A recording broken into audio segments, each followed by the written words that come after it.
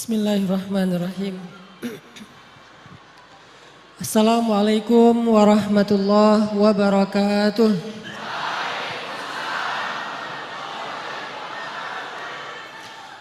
Alhamdulillahi rabbil alamin. Hamdan katsiran tayyiban mubarakan fih kama yuhibbu rabbuna wa yarda. Ashhadu an la ilaha illallah wahdahu la syarikalah wa ashhadu anna Muhammadan abduhu wa rasuluhu la nabiyya ba'dah. Allahumma salli wa sallim wa barik ala sayyidina Muhammadin wa ala alihi wa sahbihi wa man tabi'ahu ila yaumiddin. Amma ba'. Puji syukur kepada Allah Subhanahu wa taala. Malam ini kita bisa silaturahim, bisa ngumpul, bisa sharing bareng, belajar. Semua kita sama-sama sedang belajar. Karena dalam Islam itu belajar tidak ada batas waktu dan batas usia. Belajar dari sejak kita faham mana yang boleh, mana yang tidak boleh, atau balik sampai kita kembali pulang kepada Allah Subhanahu wa taala. Bisa jadi beberapa saat sebelum kita sakaratul maut, itu pun kita masih belajar 1-2 hal. Dan seandainya kita masih sempat mengamalkan ilmu walaupun sebetulnya nyawa sudah di tenggorokan, maka kita berusaha untuk mengamalkan ilmu yang kita pelajari. Jadi malam ini kita berkumpul, alhamdulillah bisa belajar bareng. Mudah-mudahan teman-teman semuanya mendapatkan apa yang Nabi janjikan. Siapa yang menempuh jalan untuk mencari ilmu, maka Allah mudahkan baginya jalan ke surga. Mudah-mudahan semua yang ada di sini Allah mudahkan jalan ke surga Allah. Allah mudahkan untuk mendapatkan hidayah Allah, dan insya Allah Allah mudahkan juga untuk mendapatkan pasangan hidup dunia dan akhirat. Beda amin ya. Terima kasih buat panitia, buat DKM, buat semua teman-teman yang udah hadir di sini dari berbagai macam komunitas. Saya yakin di sini banyak anak main, banyak anak-anak gaul, banyak anak-anak yang selebgram. Tapi buat saya selebgram itu nggak penting. Buat apa followers banyak-banyak tapi statusnya orang lain? Lebih baik followers 1 aja tapi statusnya adalah istri.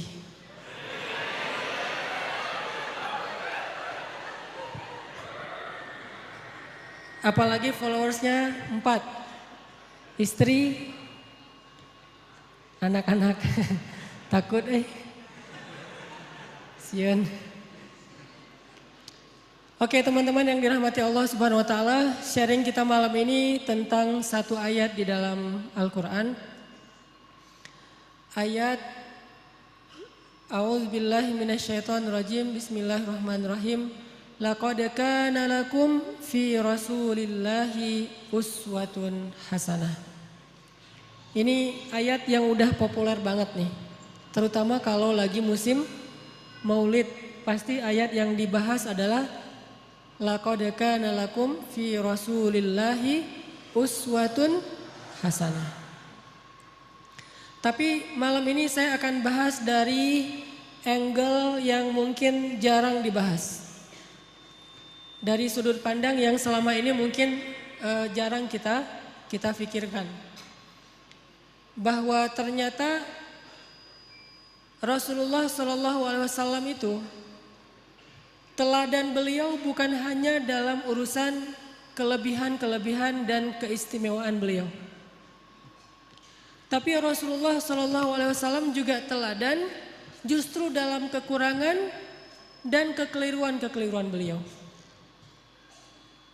Karena Rasulullah SAW adalah manusia, maka Allah telah mentakdirkan Rasulullah itu tidak selalu tepat, tapi selalu benar. Ini dalam bahasa fikih, benar dan tepat itu beda ya. Kalau benar lawannya salah, kalau tepat lawannya keliru. Kalau benar bahasa Arabnya hak. Kalau salah bahasa Arabnya batil. Kalau tepat bahasa Arabnya shawab. Kalau keliru bahasa Arabnya khata. Apakah Rasulullah selalu benar? Selalu benar. Rasulullah tidak pernah mengajarkan yang batil. Tapi apakah Rasulullah pernah keliru? Pernah. Rasulullah itu berbuat dosa? Tidak. Tapi lupa? Ya. Dan Rasulullah SAW teladan untuk kita bukan cuma ketika beliau tepat. Bahkan beliau teladan untuk kita ketika beliau keliru.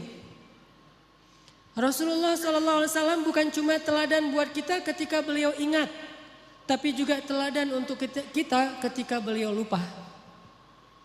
Nah, teladan ketika Nabi keliru, teladan ketika Nabi lupa, ini jarang dibahas. Padahal itu uswatun hasanah juga loh. Uswatun hasanah dari mana?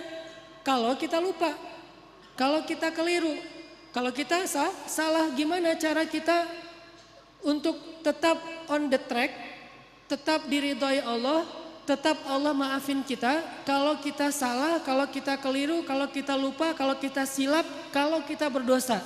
Caranya adalah kita harus meneladani Nabi ketika Nabi juga berada dalam kondisi yang sama, walaupun tetap Nabi lebih baik daripada kita. Buat saya, laqad kana lakum fi Rasulillahi uswatun hasanah, bukan hanya ketika Nabi SAW sholatnya khusyuk, tapi juga ketika Nabi sholat lupa rakaat. Nabi itu pernah sholat harusnya 4 rakaat, lupa jadi 2 rakaat. Terus selesai salam 2 rakaat nih, kayak orang sholat qashar. Selesai salam, sahabat nanya, ya Rasulullah, apakah kita mengqashar sholat? Kata Nabi, tidak. Memangnya kenapa? Kita sholat 2 rakaat loh Rasul.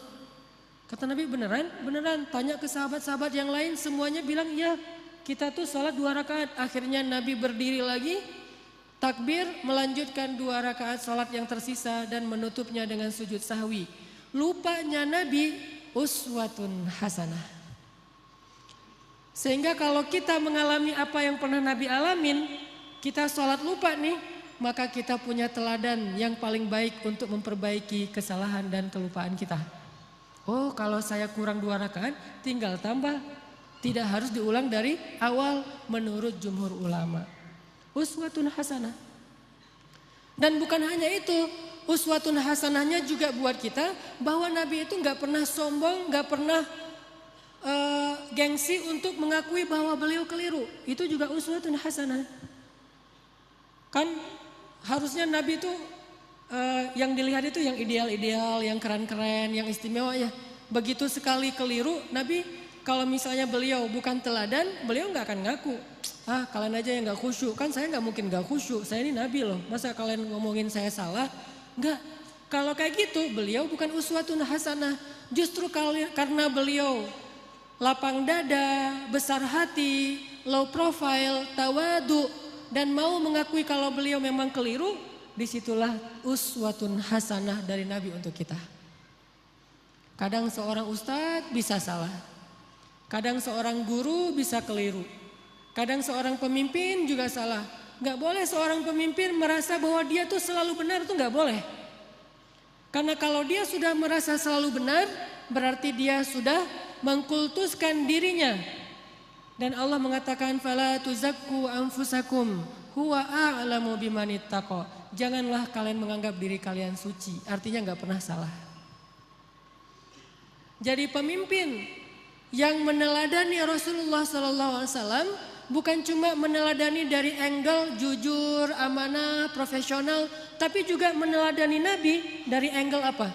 Bahwa kalau keliru berbesar hati untuk mengakui.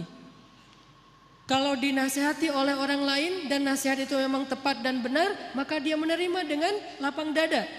Kalau perlu dia berterima kasih kepada orang yang sudah menasihati dia, bukan malah ilfil, bukan malah menyakiti, bukan malah menzolimi. Ini uswatun hasanah ketika Nabi keliru. Laqad kana lakum fi Rasulillah Laqad kana lakum fi Rasulillahi uswatun hasanah.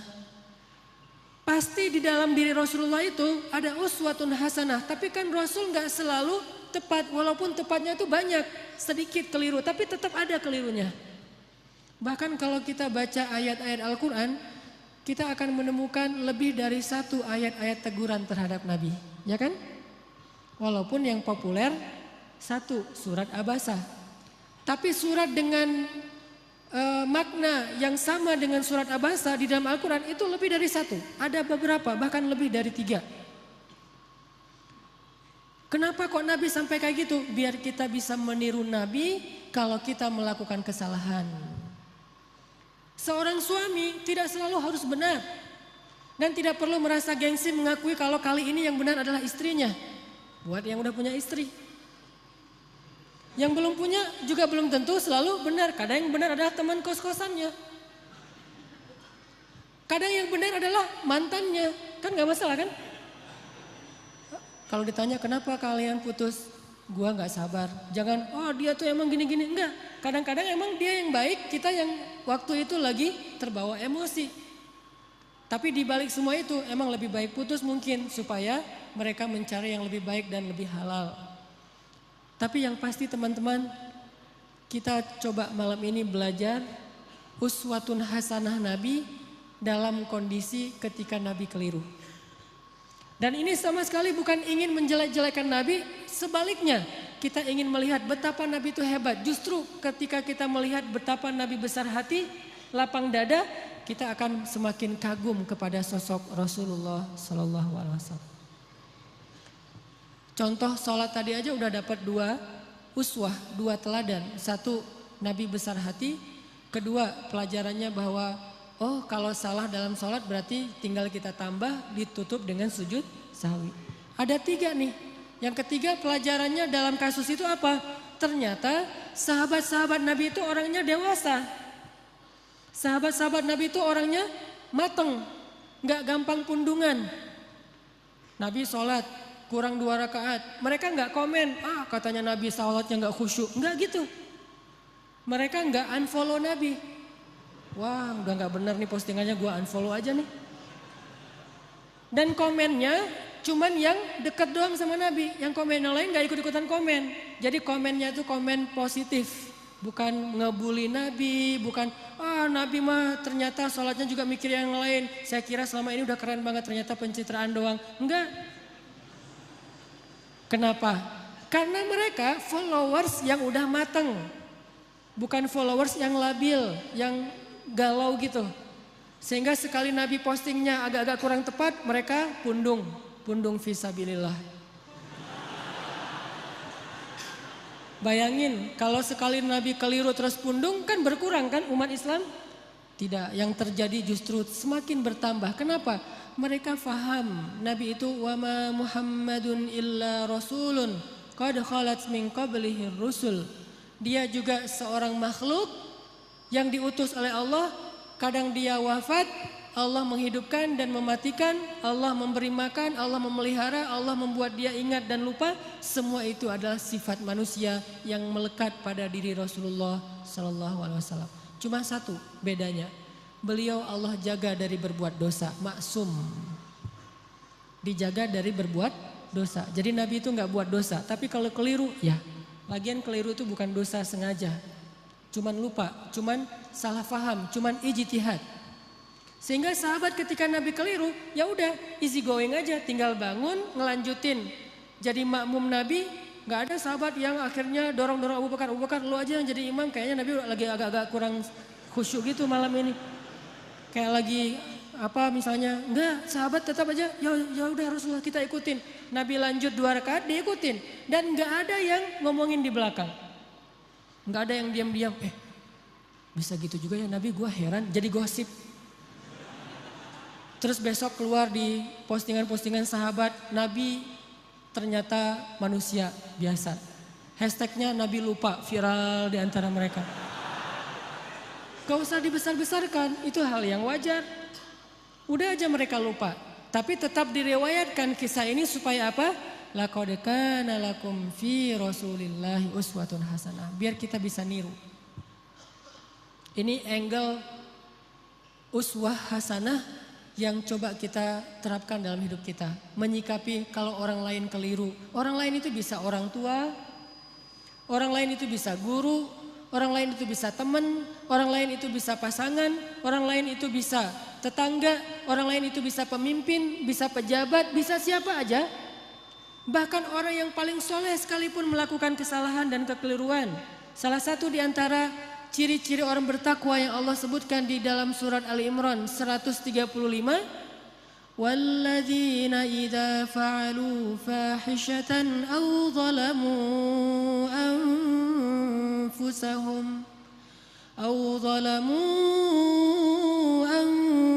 anfusahum dzakarullaha fastaghfaru lidzunubihim. Orang yang bertakwa kata Allah adalah orang-orang yang apabila melakukan kesalahan, menzalimi diri sendiri atau melakukan fahisyah, dosa sembunyi-sembunyi. Coba. Ternyata orang bertakwa juga bisa ngelakuin dosa, kesalahan. Bedanya apa? Zakarullah. Ketika dia sadar, ketika dia ingat, ketika dia diingatkan oleh orang lain, fastaghfaru lidzunubihim. Buru-buru dia meminta ampun kepada Allah dan tidak lagi melakukan kesalahan itu. Ini bedanya orang bertakwa sama orang yang tidak bertakwa. Kalau orang yang tidak bertakwa salah nggak mau memperbaiki diri. Kalau orang bertakwa salah juga tapi mau segera recovery, memperbaiki diri. Jadi peluang berbuat salah sama antara orang yang bertakwa dengan yang tidak bertakwa, sama peluangnya. Jangan sampai kita mengkultuskan satu orang, satu tokoh, satu kelompok, mentang-mentang mereka membawa slogan-slogan Islam, memakai simbol-simbol Islam, menggunakan penampilan-penampilan yang kesannya Islami, lantas nggak boleh keliru, nggak boleh salah. Wah, hijabnya aja yang syar'i, ternyata pemarah misalnya. Ustadz, mending mana tuh? Orang yang sholat tapi masih korupsi daripada orang yang gak korupsi, orang yang jujur tapi gak sholat. Kan mending yang jujur, walaupun gak sholat tapi yang penting dia jujur. Enggak. Orang yang sholat tapi masih korupsi, sholatnya berpahala, korupsinya berdosa. Orang yang jujur tapi gak sholat, jujurnya berpahala, enggak sholatnya berdosa. Masing-masing mendapatkan sesuai dengan amalnya. Famay ya'mal mithqala dzarratin khairan yarah wa may ya'mal mithqala dzarratin syarran yarah. Jadi enggak ada mending-mendingan. Tinggal nanti hisabnya di sisi Allah aja di akhirat. Apakah ini lebih banyak pahalanya atau ini lebih banyak dosa? Allahu a'lam. Yang jelas kita belajar sekarang gimana meneladani Rasulullah SAW ketika kita salah, ketika kita berbuat dosa, ketika kita keliru, dan juga ketika orang lain yang melakukan kekeliruan dan kesalahan itu. Insya Allah bab ini akan kita coba bedah nanti dalam bentuk kisah-kisah setelah selesai salat isya insya Allah. Barakallahu li wa lakum. Oh, berarti azan dulu. Ya udah, kita dengar azan dulu. Setelah azan nanti kita lanjutkan nih. Nanti sholatnya belakangan nih.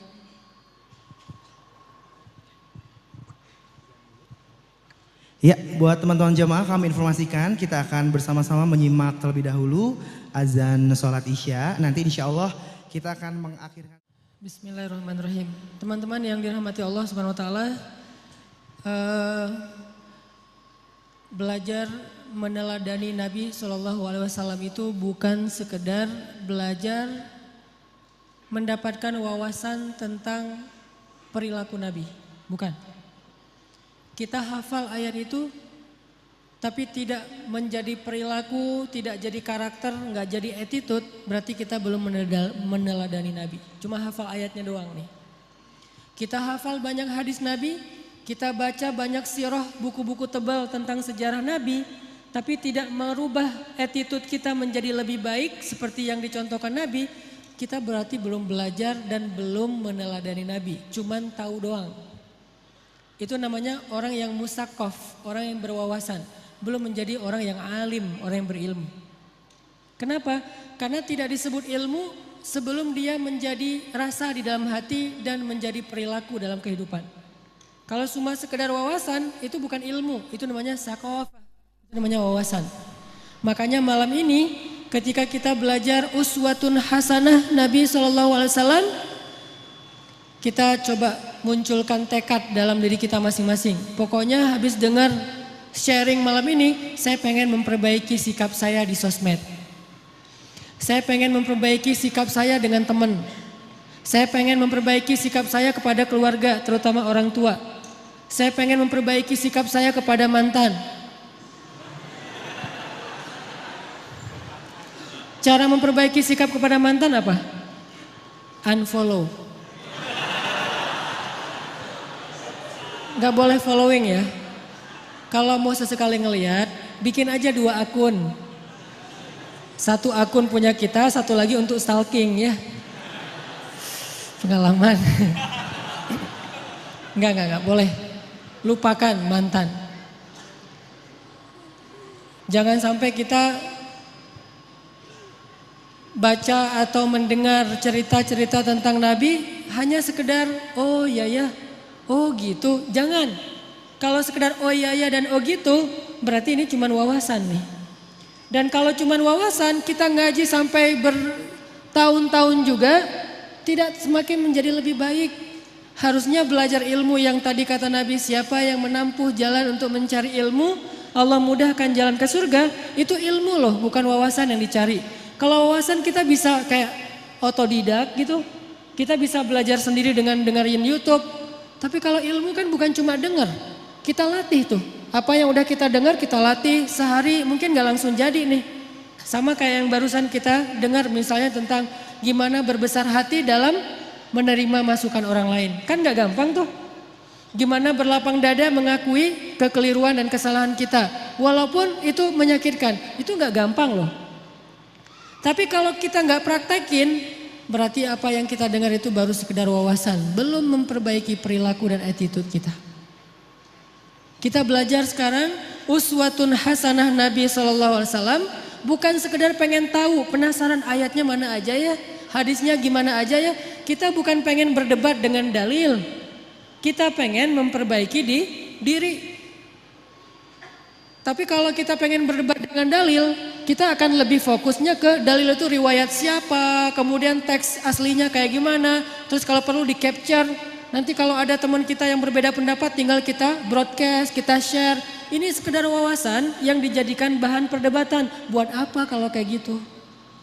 Harusnya kita belajar bukan supaya jago berdebat.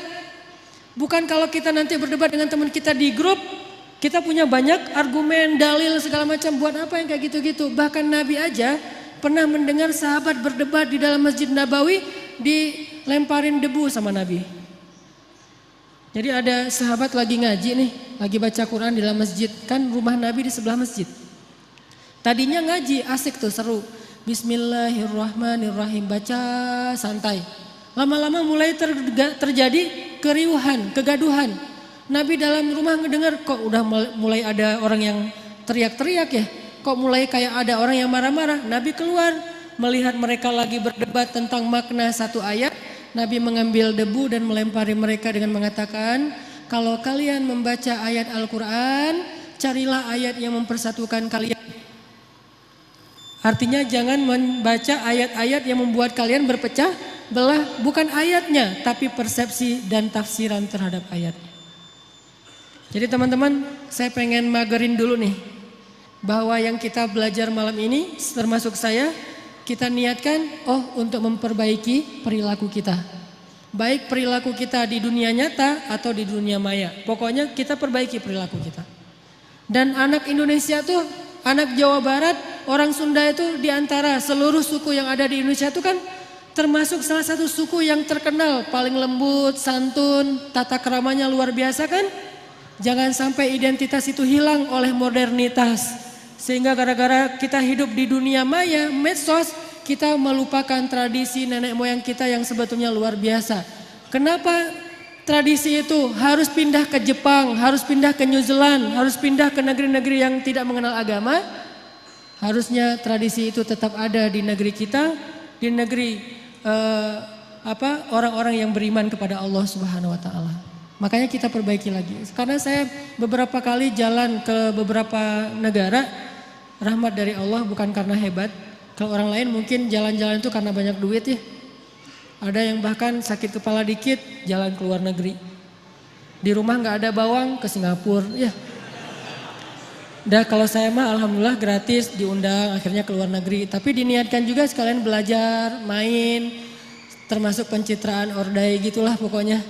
Jalan ke Korea, ke Jepang gitu.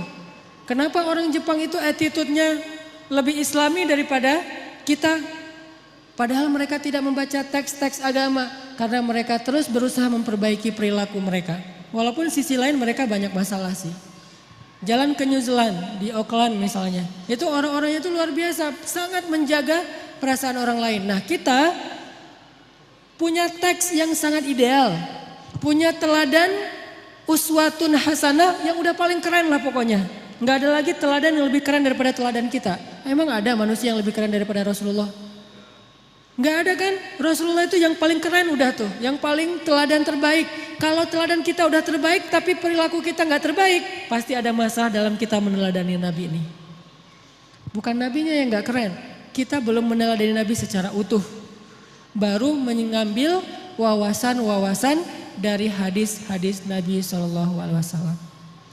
Jadi uswatun hasanah Nabi itu salah satunya dalam keadaan keliru dan menyikapi kekeliruan orang lain. Apa contoh lain bahwa Nabi keliru? Misalnya, yang paling terkenal tadi itu surat Abasa. Abasa wa tawalla ja'ahul a'ma. Satu paragraf, setengah surat isinya adalah teguran kepada Nabi, bayangin. Setengah surat isinya teguran kepada Nabi. Bahwa Nabi waktu itu keliru nyuekin seorang sahabat yang datang pengen belajar Islam kepada beliau. Dan kelirunya Nabi bukan karena beliau sombong kepada Abdullah, bukan. Karena beliau berpikir masih banyak waktu untuk Abdullah. Kali ini beliau lagi sibuk ngedakwahin pemuka-pemuka Quraisy. Jadi alasannya make sense juga nih. Alasannya logis menurut saya, nggak ada yang salah. Cuman tetap menurut Allah itu keliru. Sampai bahasa Allah tuh kayak nyindir gitu. Coba terjemahannya. Abasa wa tawalla. Dia bermasa muka dan berpaling. Anja'ahul a'ma. Mentang-mentang yang datang kepada dia seorang laki-laki yang buta. Wa ma yudrika la'allahu yazzakka. Memangnya kamu tahu, bisa aja dia akan mendapatkan kebaikan dengan belajar. Sedangkan orang yang banyak harta dan sombong, kamu malah meladeninya. Giliran hambaku yang miskin, yang buta datang kepadamu, kamu malah cuek kepada dia. Kalla, kata Allah, jangan gitu dong Muhammad. Coba. Kalla kan artinya bukan sekali-kali tidak ya. Dalam konteks ayat ini, arti kalla jangan gitu dong. Kalla innaha tazkirah faman syaa dzakarah. Jangan gitu dong Muhammad, ini kan pelajaran untuk orang yang menginginkannya, kamu kasih pelajaran itu. Nabi ditegur sama Allah Subhanahu wa taala dengan bahasa sindiran, dan itu kayaknya kalau kita ditegur kayak gitu gimana perasaannya tuh? Bayangin seorang ustadz, seorang guru pondok pesantren, kiai besar, pemilik pesantren yang selama ini tuh ceramah menasihati murid-muridnya, tiba-tiba suatu saat dimarahi oleh orang lain gara-gara beliau keliru di depan umum. Kira-kira gimana perasaannya? Malu kan? Kalau dia gengsi. Nabi nggak malu. Bukti Nabi nggak malu apa? Ayat itu kemudian dibacakan oleh Nabi kepada para sahabat. Abdullah udah pulang karena Nabi bermasa muka. Tiba-tiba turun ayat surat Abasa. Nabi mengejar Abdullah, ngumpulin sahabat, terus Nabi bilang, telah turun kepadaku satu ayat. Maukah kalian mendengarkannya? Mau ya Rasulullah. Sahabat semangat mendengarkan Al-Quran. Bayangin gimana perasaan Nabi bacain ayat teguran terhadap diri sendiri. Kebayang gak tuh? Kalau ayat-ayat yang lain bahwa Muhammad itu adalah uswatun hasanah, Muhammad itu adalah yang terbaik, Muhammad itu jujur, Muhammad itu gampang ngebacanya. Tapi kalau Muhammad itu keliru, ini berat nih. Tapi buat Nabi itu tidak berat. Menunjukkan Nabi itu sangat low profile. Bayangin kumpulin sahabat satu masjid, terus Nabi bacain Abasa wa tawalla an ja'ahul a'ma wa ma yudrika la'allahu yazzakka. Sahabat pada toel-toel, siapa yang dimaksud? Nabi. Oh nabi, pada nggak enak hati kan sahabat juga dengerin. Oh jadi ceritanya Nabi lagi dimarahin Allah. Ya rame di antara sahabat. Nabi bacain ayat tentang diri beliau sendiri lagi ditegur sama Allah. Bahkan ketika seorang sahabat Abdullah bin Umi Maktum datang, Nabi langsung buka sorban. Untung dulu nggak ada kupluk kali ya. Nabi buka sorban, langsung dibentangkan sorbannya. Terus Nabi bilang, selamat datang orang yang karena dia saya ditegur oleh Allah Subhanahu Wa Taala. Ini uswatun hasanah. Selamat datang orang yang karena dia saya ditegur oleh Allah Subhanahu Wa Taala. Lihat betapa besar hati Rasulullah SAW. Artinya ketika kita keliru dinasihati oleh orang lain, harusnya selain kita memperbaiki diri, kalau kita lebih keren lagi, kita akan bersyukur, berterima kasih. Kalau perlu kita mention dia, alhamdulillah diingatkan, alhamdulillah dikasih tahu, tapi memberitahunya dengan cara-cara yang baik. Ini artinya dalam adegan abasa wa tawalla itu Rasulullah mengajarkan kita gimana kalau kita berada di kondisi yang sama. Istri ngasih tahu kepada kita bahwa kita keliru, makin kita cinta sama dia. Bukan, mama tajasus cari-cari kesalahan papa. Salah aja di mata mama. Apa sih yang benar papa di mata mama? Jangan pundung. Mama perhatian banget sama papa. Oh iya pak, mau lagi yang lain kesalahannya. Oh iya silakan ma. Akhirnya disebutin 100 kesalahan kita. Jadi satu buku, 100 rapor merah suami. Ini menunjukkan Rasulullah itu orangnya sangat low profile, easy going, no hard feeling, dan beliau orang yang sangat lapang dada. Itu surat Abasa. Nanti ada lagi teguran terhadap Nabi di surat yang lain, banyak loh. Termasuk surat At-Tahrim. Ayat pertama lagi tuh. Gara-gara apa? Gara-gara Nabi pengen jaga perasaan Aisyah dan Hafsah. Waktu itu Nabi sering nongkrong di rumah Sofia. Sofia itu istri Nabi yang bedanya sama Aisyah cuma setahun. Aisyah waktu itu 16 tahun, Sofia 17 tahun, baru lulus SMA. Istri Nabi muda nih. Rata-rata istri Nabi kan muda ya, walaupun kalau yang perawan cuma satu, tapi yang lain walaupun janda muda-muda nih. Sofia, Hafsah, Zainab, Ummu Salamah. Yang tua itu kayak Saudah itu tua. Nah Sofia orang Yahudi yang nikah sama Nabi itu cantiknya luar biasa. Saking cantiknya Aisyah sampai stalking loh akunnya Sofia. Dan itu terjadi, Aisyah benar-benar kepo tuh. Sofia lagi posting apa sih sekarang? Dikepoin sama Aisyah. Cara ngepoinnya gimana? Kalau dulu kisahnya Aisyah diam-diam datang ke rumah Sofia. Pas Sofia lagi ada acara selamatan. Jadi kalau kayak sekarang tuh Sofia lagi posting, Aisyah pura-pura ngeliat nih lagi posting apa sih, lagi snapgram apa, lagi insta story apa nih Sofia. Diliatin sama Aisyah, biar gak ketahuan Aisyah pakai cadar. Tapi kan Nabi itu teliti banget, tahu banget mata Aisyah tuh kayak gimana. Sehelai bulu mata Aisyah aja Nabi tahu, saking sayangnya Nabi sama Aisyah. Pakai cadar, cuman kelihatan matanya doang. Datang ke rumah Sofia, Sofia lagi bikin kayak acara di belakang rumah gitu, di garden party gitulah pokoknya. Lagi barbekyuan gitu kan ya. Di rumah Sofia. Nah Aisyah datang terus duduk mojok paling belakang. Perhatiin aja Sofia ini orangnya gimana sih, kok Nabi betah banget sama dia. Orangnya emang asik banget. Diliatin sama Aisyah. Oh benar sih Sofia itu orangnya humble. Sofia tuh orangnya tuh enak diajak chit chat gitu. Sofia tuh orangnya tuh nggak ada matinya, terus aja ada tema. Makanya Nabi itu betah banget di sini. Ditambah lagi Sofia itu kolektor madu. Dia tuh banyak ngoleksi madu-madu keren, madu-madu yang dari berbagai macam penjuru bumi gitu. Dikoleksi sama dia. Ini madu dari Yaman, ini madu dari Majalengka, ini madu dari mana gitu kan nih. Dikoleksi sama Sofia. Oh gitu. Aisyah dari jauh merhatiin bahasa sekarang kepo. Dikepoin akunnya Sofia. Oh Sofia tuh posting madu. Oh Sofia tuh bisa bikin cake. Oh Sofia itu orangnya asik. Oh Sofia tuh seru. Oh Sofia apa. Nah lagi ngepoin Sofia. Nabi dari jauh ngelihat ada cewek kok sendiri banget di belakang mojok. Nabi liatin ternyata Aisyah. Nabi sadar. Oh ada Aisyah. Pas Nabi ngelihat ke arah Aisyah. Aisyah tahu Nabi ngelihat. Aisyah langsung pergi. Pulang dikejar sama Nabi. Terus slow motion gitu. Dikejar sama Nabi. Aisyah pulang, langsung pulang sendiri gitu. Nabi kejar, Aisyah, Aisyah, Aisyah. Dipanggil sama Nabi. Aisyah kaget, hah Nabi kejar saya. Kan itu penting banget ya buat cewek ya. Merasa didahulukan, merasa diprioritaskan, merasakan. Cewek banget lah pokoknya. Jadi kalian harus ngerti tuh beberapa trik. Jangan cuma bisa ollie dan kickflip gitu.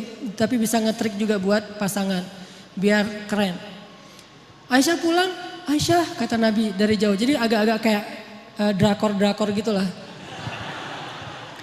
Aisyah langsung mulai ke belakang. Terus Nabi langsung nyamperin, yuk jalan bareng aku. Dipegang tangan sama Nabi, jalan berdua. Jangan dibayangin, susah. Pokoknya dengerin aja, membayangkannya nanti-nanti aja kalau udah halal. Pegangan tangan, jalan berdua. Pegangan tangan tuh gak kaku gini ya.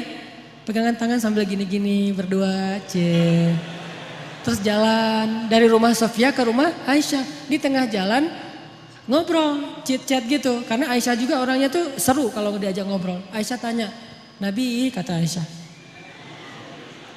Apa Aisyah? Gitu. Aku mau tanya kata Aisyah. Boleh, tanya apa aja boleh. Kalau misalnya Nabi jadi penggembala, terus ada 2 padang rumput. Yang satu tuh udah pernah dipakai penggembala lain, yang satu lagi nggak pernah dipakai. Kira-kira Nabi mau menggembala di mana? Pertanyaan Aisyah. Nabi langsung ngeklik. Oh, maksudnya istri-istri Nabi kan semuanya janda kecuali Aisyah. Jadi lebih cenderung kemana Nabi teh? Kata Nabi, ya pastilah ke padang rumput yang belum pernah dipakai menggembala siapa-siapa. Beneran? Beneran. Hore kata Aisyah. Ini lihat. Pengertiannya Nabi. Orangnya tuh empati banget sama pasangannya. Nah suatu saat Aisyah tuh lagi nungguin Nabi pulang di rumah. Nabi kayak telat gitu pulangnya. Padahal gak macet tapi telat pulangnya tuh. Kenapa ya Nabi kok telat banget pulangnya? Ditungguin sama Aisyah. Dan Aisyah waktu itu lagi satu geng sama Hafsah. Kan Aisyah tuh gengnya Hafsah ya. Istri Nabi itu kan ada 2 geng. Geng muda sama geng tua. Emang kayak gitu kata ahli sejarah. Makanya baca sirah, kita akan tahu lebih banyak hal luar biasa tentang Rasulullah. Nah Aisyah lagi berdua nih, lagi nongkrong di rumah Aisyah sama Hafsah. Kamu tahu nggak Nabi di mana? Katanya sih kayaknya Nabi tuh lagi di rumah Sofia gitu. Soalnya tadi aku ngeliat instastorynya Sofia lagi bareng dengan Nabi gitu. Oh lagi di rumah Sofia, ngapain sih di sana? Biasalah, lagi nyoba-nyoba madu gitu kan. Madunya Sofia tuh banyak koleksinya, banyak macamnya. Oh gitu, wah kita harus cari cara nih biar Nabi nggak lagi senang minum madu di rumah Sofia. Tiba-tiba Nabi pulang, Assalamualaikum, Waalaikumsalam. Nabi pulang. Terus pas sampai di rumah, Nabi senyum-senyum ngeliat istri-istrinya berdua lagi pada nongkrong. Lagi ngapain nih berdua? Enggak, lagi santai aja kata Aisyah. Boleh ikutan nggak? Boleh. Terus pas Nabi duduk, Aisyah bilang, ngapain sih lama banget nggak pulang-pulang ditungguin loh dari tadi gitu. Oh maaf, soalnya tadi lagi itu di rumah Sofia. Betah banget sih di rumah dia. Ya gitu mulai nih ya. Betah banget sih di rumah dia. Emang ada apa sih di sana? Makanan enak ya? Dimasakin yang keren gitu ya? Emang dia masakin empal gentong ya? Gitu. Akhirnya Nabi bilang enggak kok cuman minum madu doang gak dimasakin apa-apa. Oh pantesan mulut Nabi tuh gak enak baunya habis minum madu di rumah Sofia. Udah gak usah minum madu lagi di sana gak enak tuh. Kata Aisyah, kata Nabi, oh gitu ya udah deh kalau gitu mulai sekarang saya gak akan minum madu lagi. Aisyah merasa dimenangkan lagi nih. Tuh kan, kalau buat gua Nabi apa aja mau. Madu gak boleh. Bayangin, cinta Nabi kepada Aisyah sampai yang halal aja beliau haramkan. Walaupun ditegur sama Allah. Jadi seorang suami, saya gak ngebahas apa hukum rokok ya. Kan ada yang bilang haram, ada yang bilang makruh, terserah deh itu mah ulama. Yang pasti ini bukan hukum rokok, tapi merokok dengan request istri. Gimana tuh? Suaminya tuh perokok banget. Terus kata istri, jangan merokok di depan aku dong, aku gak tahan nih asapnya. Oh mulai sekarang papa nggak akan ngerokok lagi. Itu kan, jadi saya tuh lebih suka ngambil angle-nya tuh lebih ke perasaan, etika atau akhlak, bukan hukum. Kalau hukum mungkin bisa haram, bisa makruh, itu tergantung mazhab. Tapi kalau etika, kadang karena permintaan istri, jadi nggak jadi ngerokok. Nggak usah ngerokok, yang halal aja nggak jadi tuh. Nabi kan minum madu halal kan, bukan cuma halal, baik lah gitu. Sampai Nabi mengatakan, oh ya udah deh kalau gitu saya nggak akan minum madu lagi. Aisyah senyum-senyum mengarah ke Hafsah. Lihat, Nabi nggak minum madu lagi. Alhamdulillah, udah Aisyah cair, ngobrol ketawa-ketawa, Hafsah pulang. Begitu Hafsah pulang, besoknya turun ayat. Ya ayyuhan nabi, lima tuharrimu ma ahallallahu lak. Wahai Nabi, kenapa engkau mengharamkan apa yang Allah halalkan bagimu, yaitu madu? Hanya gara-gara pengen nyenengin hati istri-istrimu? Ditegur oleh Allah Subhanahu wa taala. Bayangin, Nabi keliru. Gara-gara pengen nyenengin hati Aisyah, beliau mengharamkan apa yang Allah halalkan. Ditegur oleh ayat itu, akhirnya Nabi datang kepada Hafsah, ngejapri. Hafsah, ternyata Allah nggak rela madu itu diharamkan. Saya baru dapat ayat nih, surat At-Tahrim ayat 1, surat 66. Sekarang Maya, ternyata madu itu nggak boleh diharamkan. Tapi jangan bilang-bilang ke Aisyah ya. Kata Hafsah, oh gitu. Kata Nabi jangan bilang-bilang ke Aisyah. Kenapa? Karena kalau Aisyah tahu, Aisyah terngambek. Kata Nabi ke Hafsah jangan bilang-bilang ke Aisyah. Ternyata apa? Hafsah malah mengcapture japrian Nabi, di forward ke Aisyah. Di cap.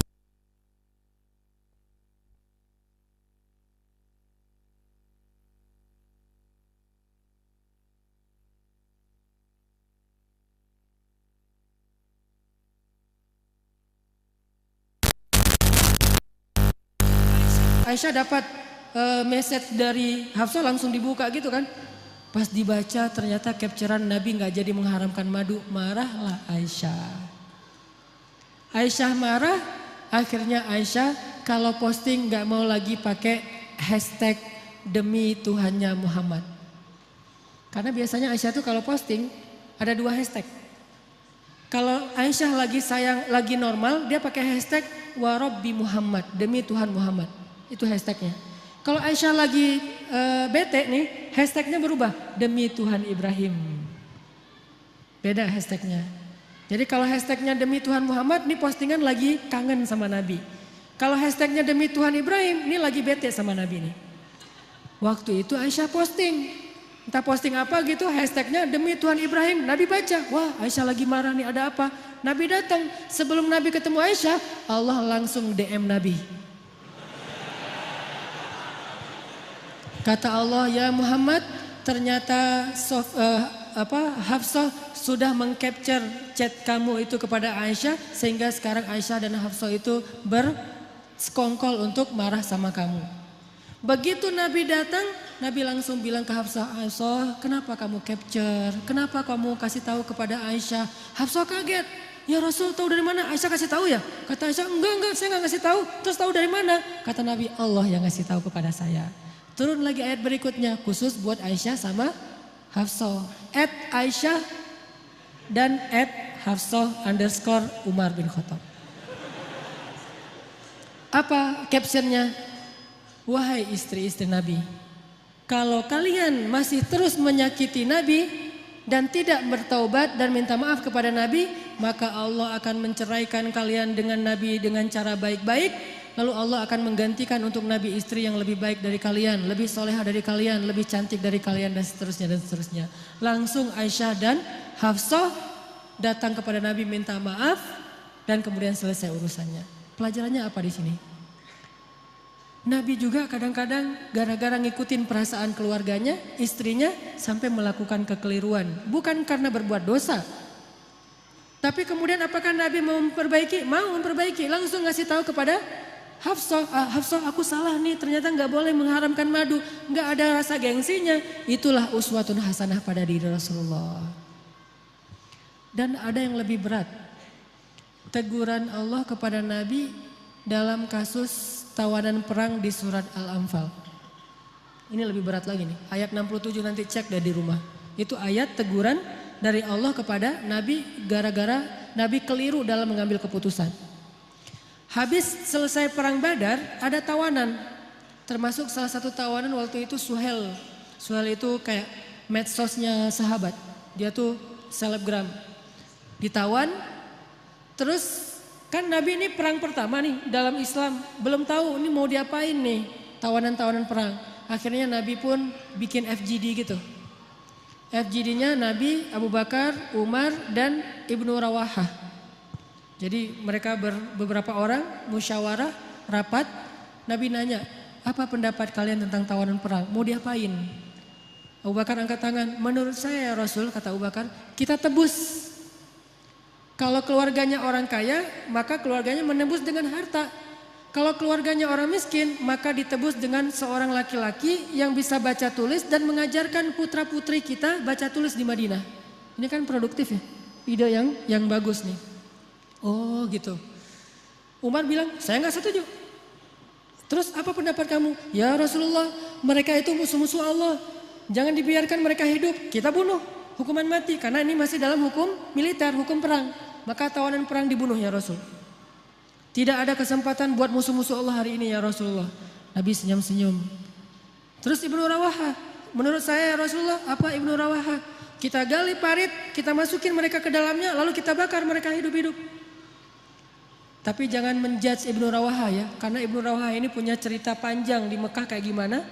Gimana dia tuh luar biasa disakiti, jadi wajar kalau orang emosional. Akhirnya Rasulullah komen. Kata Rasulullah, sesungguhnya Allah menjadikan hati seseorang itu lebih lembut daripada agar-agar. Atau lebih lembut daripada kayak yoghurt gitu. Susu yang dikentelin. Dan sesungguhnya Allah menjadikan hati seseorang kadang lebih keras daripada batu. Engkau wahai Abu Bakar, kata Rasulullah, engkau itu seperti Ibrahim. Engkau wahai Umar, engkau itu seperti Musa.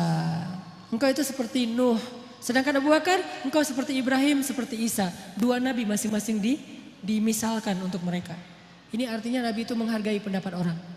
Engkau wahai Abu Bakar seperti Ibrahim dan seperti Isa. Gimana Ibrahim dan Isa? Memaafkan. Ketika ayahnya pengen mengusir Ibrahim, apa kata Ibrahim? Qala salamun alaik. Sa'astaghfiru laka rabbi innahu kana bi hafiyya. Keselamatan bagimu wahai ayah.